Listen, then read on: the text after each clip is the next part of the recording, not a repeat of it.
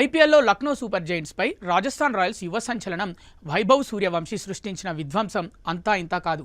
కేవలం 23 బంతుల్లోనే half century బాదిన ఈ 15 ఏళ్ల కుర్రాడు మొత్తంగా 93 పరుగులతో లక్నో బౌలర్లకు చుక్కలు చూపించాడు. అయితే ఈ మ్యాచ్లో హాఫ్ సెంచరీ పూర్తయిన తర్వాత వైభవ్ చేసిన ఓ డిఫరెంట్ సెలబ్రేషన్ ఇప్పుడు సోషల్ మీడియాలో హాట్ టాపిక్గా మారింది. ఆనందంలో బ్యాట్ చూపిస్తూ గాల్లో 2 వేళ్లతో ఏ అనే ఇంగ్లీష్ అక్షరం వచ్చేలా సైన్ చేశాడు.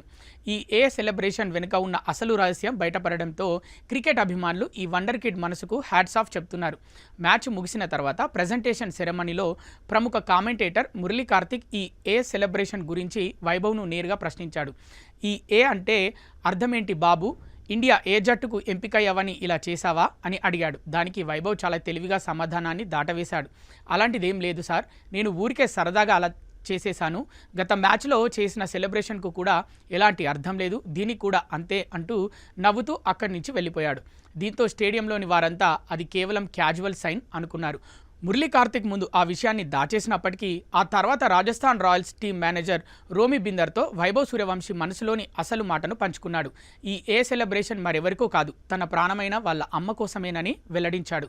వైభవ్ తల్లి పేరు ఆర్తి సూర్యవంశీ. అందుకే తన కెరీర్లోనే అత్యంత అద్భుతమైన ఇన్నింగ్స్ను, ఆ హాఫ్ సెంచరీని తన తల్లికి అంకితం ఇస్తూ ఆమె పేరులోని మొదటి అక్షరం ఏను అలా మైదానంలో చూపించాడన్నమాట.